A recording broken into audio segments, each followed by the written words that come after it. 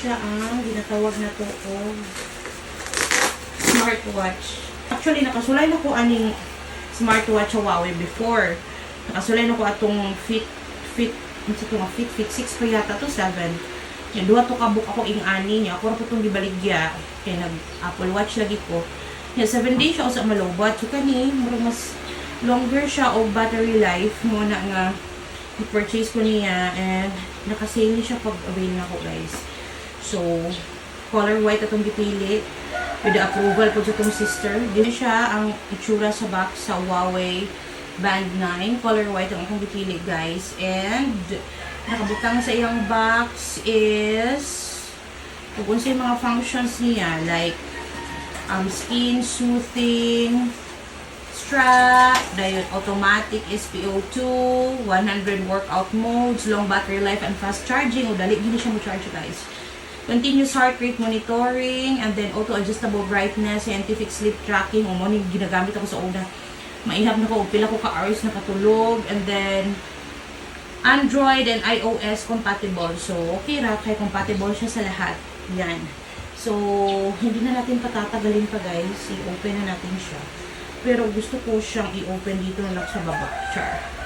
Kaya para dili mo guba ang box. So, basta mo abot na po ang time ng ano po si lalaan yan. Ito na po na ibaligya, guys.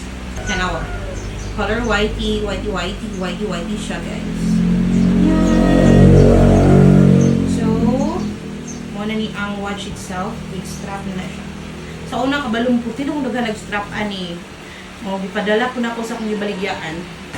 Bisag ang akong Apple Watch dahon kong strap, guys. Kung mga unsa pa nagrang anik-anik.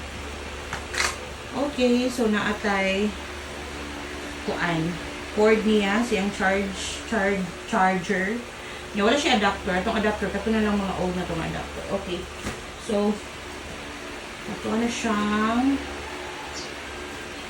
plastic, guys. Okay. And then dili na ko ni uran kaayo kay busog dali mabuling chart arte mayroon mo palangga sa bag-o pa. O, diba? So, ano siya? Itong i-on. Ang igawa niya, guys, kay Huawei.